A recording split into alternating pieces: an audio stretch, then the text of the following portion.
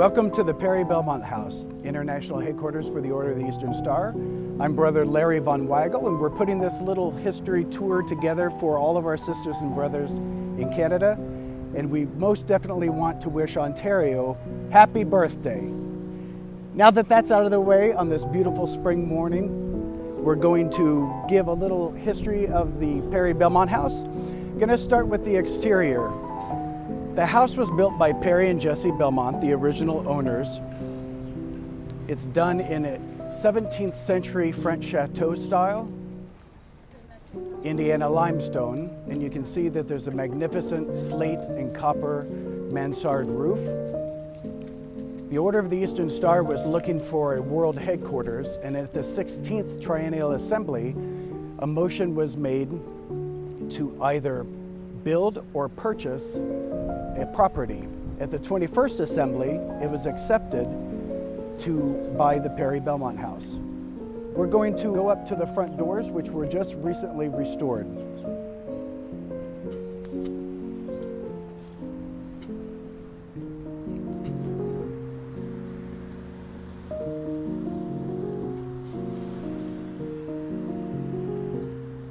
Every palace needs a great smile, and I have to say these are my favorite doors in the entire District of Columbia. These are magnificent doors done in France. They were in pretty poor shape, and we recently had them completely restored. We redid the 6 panels in 23 karat gold, the medallions, and then the remainder of the architectural detailing was done in gold paint. Before, it was rusting and you couldn't see any of the decorations, and now everyone who passes by starts to bring out their phones and photograph it. Now we're going to go on inside and we'll start the tour.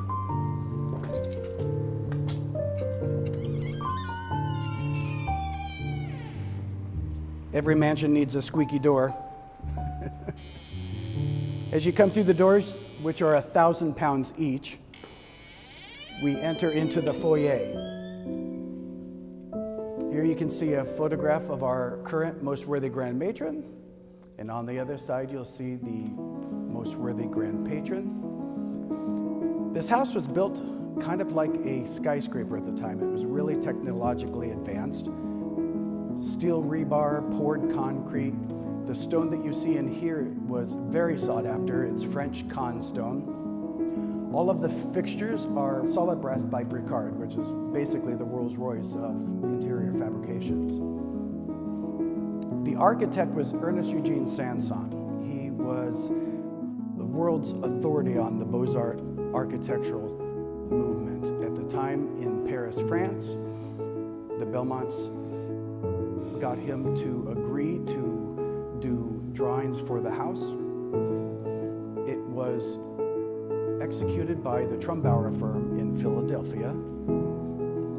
He originally told the Belmonts no because he wasn't aware of any firm that could execute his drawings, but we were very lucky that the Trumbauer firm was able to do so. He divided the house into thirds. Of course, you can see your sight line goes up the grand staircase through into the ballroom, and then 18th Street being 1/3, and then of course New Hampshire Ave, the other third.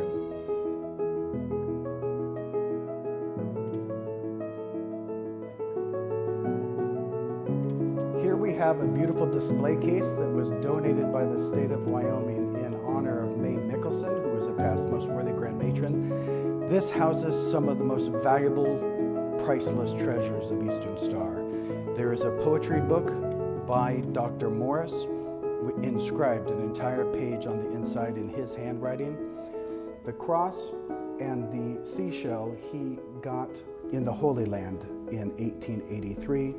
Some of the other items are the dedication ceremony in 1937 and some officer jewels and gavels. Here, of course, one of the most priceless items is the signet. This was Dr. Morris's signet. It's on this beautiful stand, which was in honor of our current Most Worthy Grand Matron, Sister Glenda Winchester. This was recently conserved. We had a professional team analyze it, and they did an exquisite job conserving it.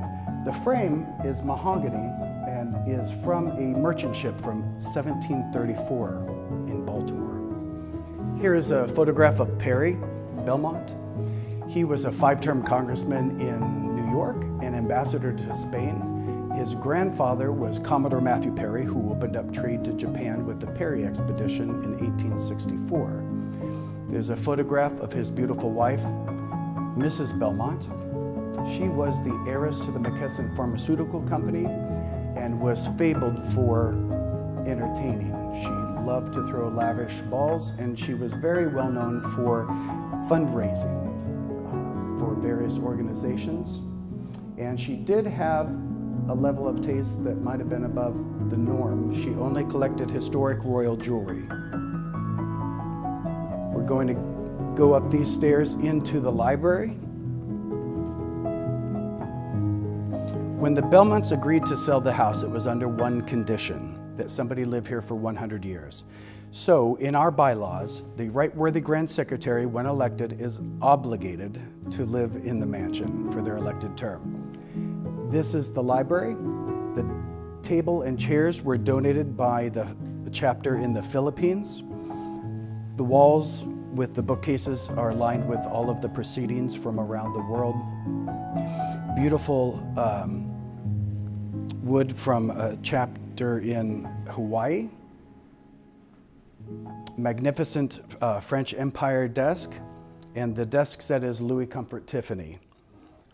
Over the mantel, you'll see the sitting Right Worthy Grand Secretary, Brother Charlie Chandler, flanked by some magnificent American artists' oil paintings. And then behind the doors in the library, we have the previous two Right Worthy Grand Secretaries.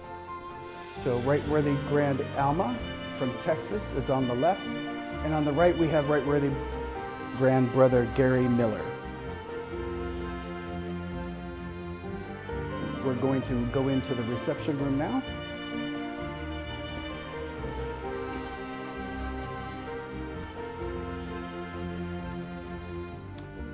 The reception room and the other two rooms that we're going to go into next are the only rectilinear rooms in the entire house. The house is shaped like a piece of pizza. It's a triangle. It's a very unusual shape.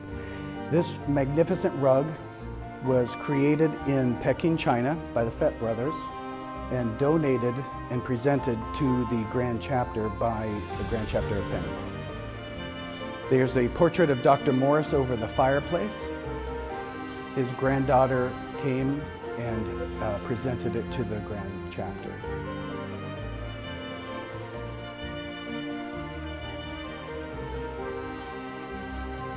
If you follow me, we're going to go into the treasure room.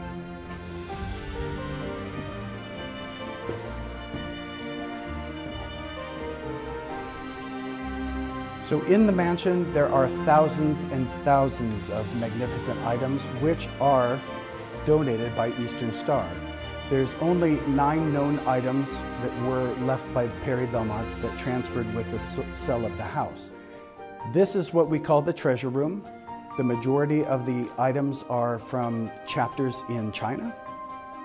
A magnificently carved display case, Louis Comfort Tiffany art glass on the mantle, beautiful cloisonne, magnificent museum piece, Tiffany glass.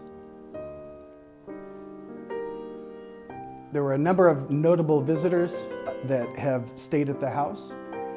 This screen is from the Emperor of Japan, who sent 2 military missions, one in 1905, one in 1915, and then in 1917, Viscount Ishii and Baron Admiral Daewad gave this to Perry Belmont as a gift to say thank you for letting their mission stay here for 6 weeks.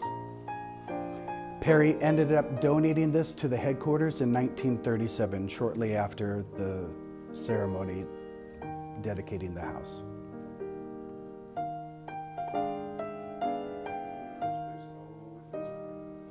And as we exit the treasure room, we're going to go into the family dining room.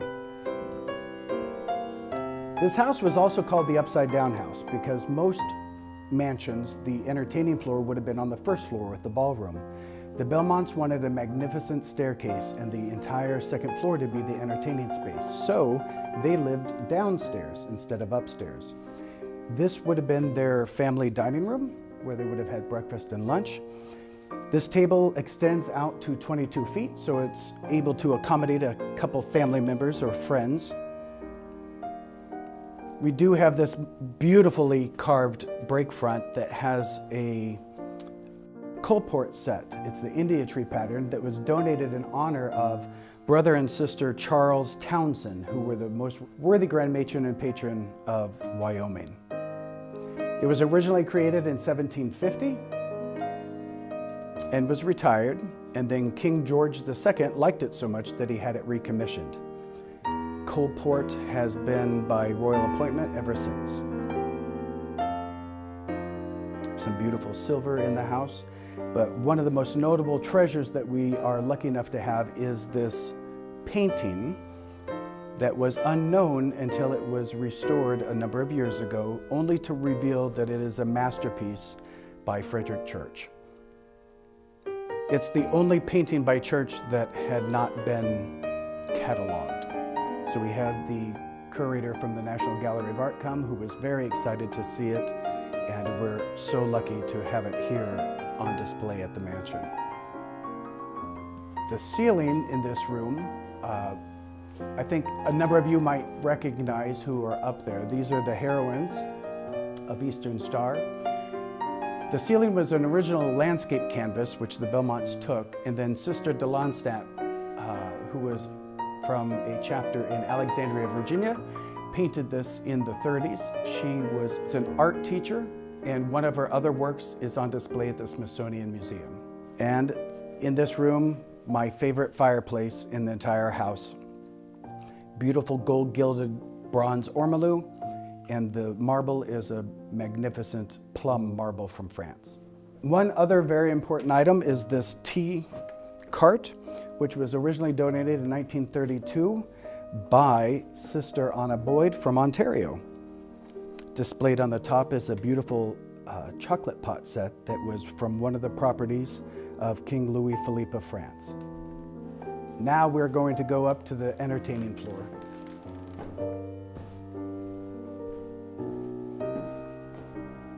The most beautiful feature of this house that most guests gasp over is this magnificent staircase. The steps are half steps, so you can ascend and descend gracefully. In the house, I had previously mentioned that there were only about 9 or 12 items that were known to have been from the Belmonts. One of these items that transferred with the sale of the house is this magnificent sarcophagus. And we have been lucky enough that the state of Oklahoma has adopted it and through their generous donations had it restored.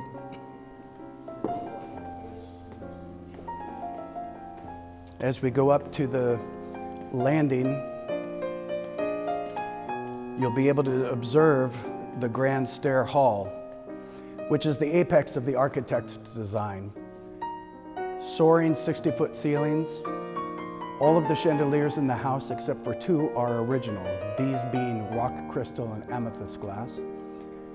2 Chinese torchères greet all of the guests at the top of the stairs, which are magnificent.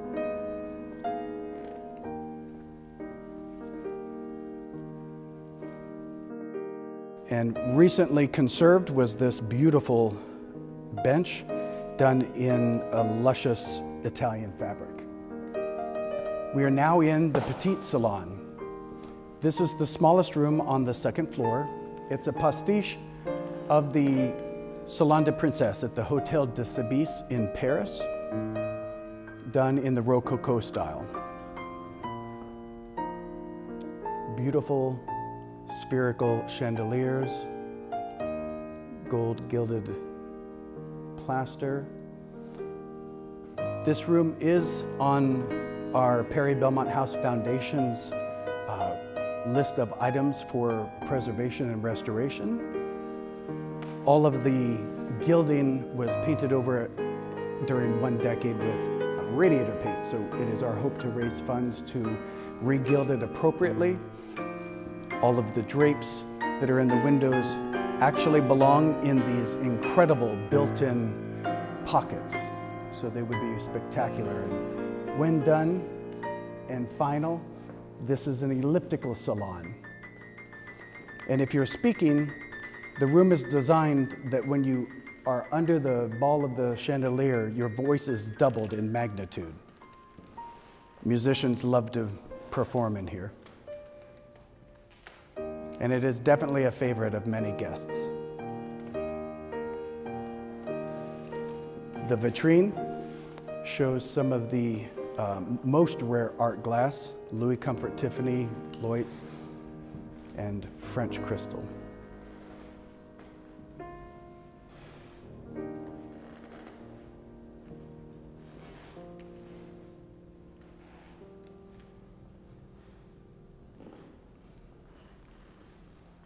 Now we're going to go on into the ballroom. In this ambulatory, you'll see Sister Frances Hahn's Bible. She was a past most worthy Grand Matron.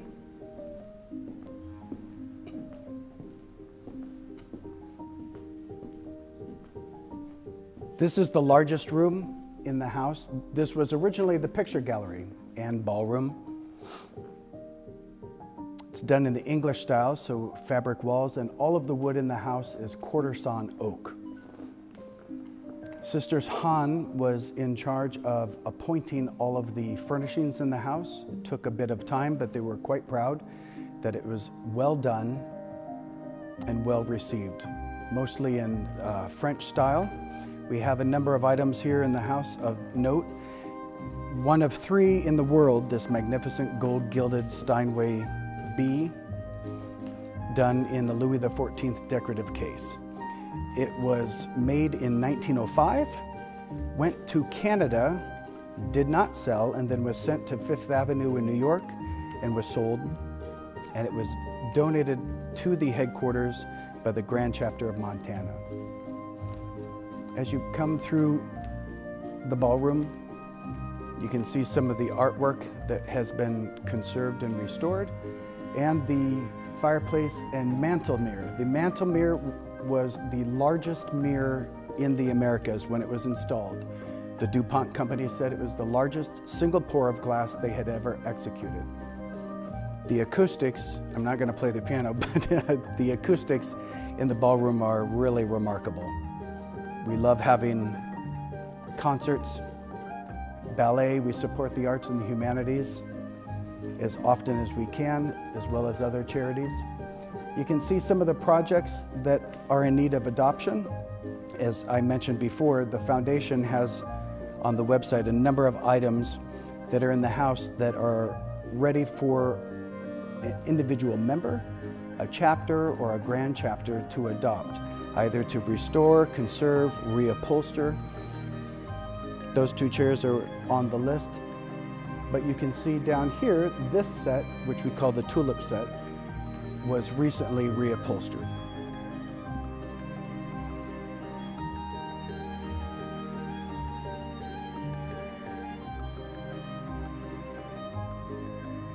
Now we're going to go into the Grand Salon.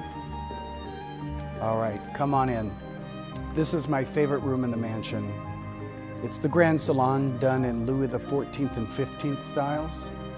This is all of the original gold gilding. The walls are in smart moss and earth tones. Mrs. Belmont had an artist come and hand paint these 10 panels with exotic birds and botanicals. This piece, which is one of the finest in the house, is in memory of Sister Renee Often. It was donated to the headquarters, and it is French Sèvres porcelain from 1773. The candlesticks were donated by the Rainbow Girls from Texas, another magnificent piece. One of the other beautiful items here in the house is this display table that shows a number of miniature hand-painted porcelains. We recently found out that it was created by Sèvres as well in the mid-1800s. How we found out is another one went for auction that had a noble woman in the center, and that's how we found out the time period for it. One of the other notable guests that has been in the house was His Royal Highness the Prince of Wales. In 1919, President Wilson was ill and couldn't entertain at the White House, so the State Department contacted the Belmonts, and they did agree to entertain the future King of England.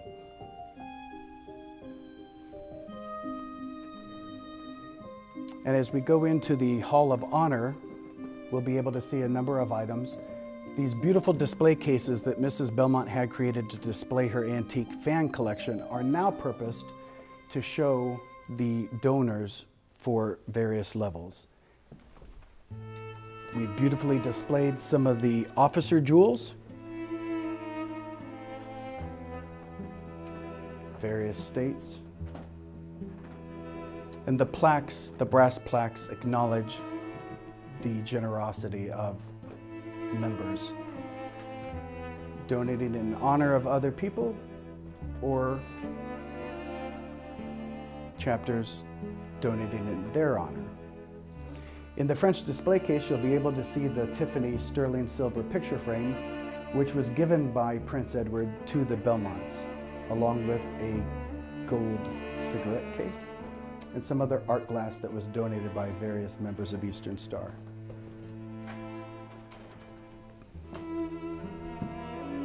And now we enter into the final room on the second floor, which is breathtaking. It is done in the Italian Renaissance style.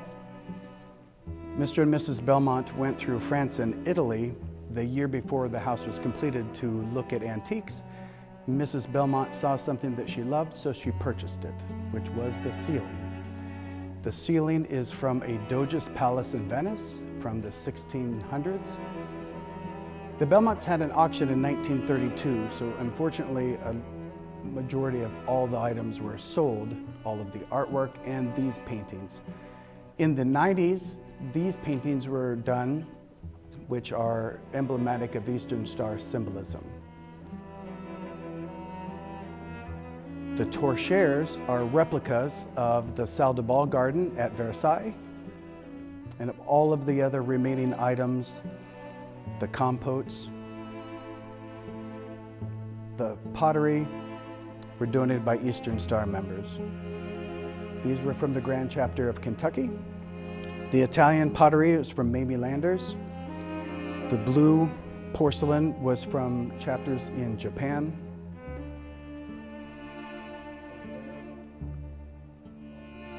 One of the other remarkable features of the house is this breathtaking floor-to-ceiling hand-carved Italian marble.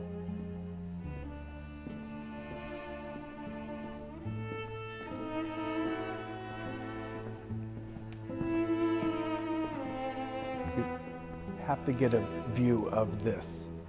It's my favorite view in the entire house. From the ballroom through the grand stair hall into the petite salon.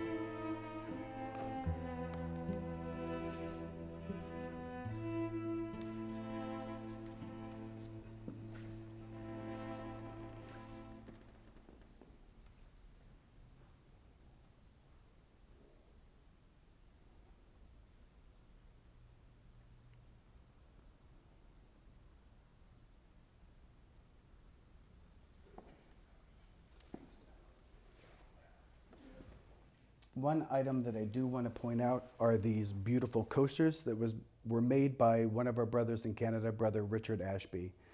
It was a gift to me that I treasure, but I have loaned them to the headquarters. They're handmade, and they are oak, maple, walnut, cherry, purple heart, and yellow heart woods. And this way, everybody who comes up here can enjoy them and relax. I hope that you enjoyed your tour of the world headquarters. We pray that we do have an opportunity to see you all in person at some point. Thank you for watching.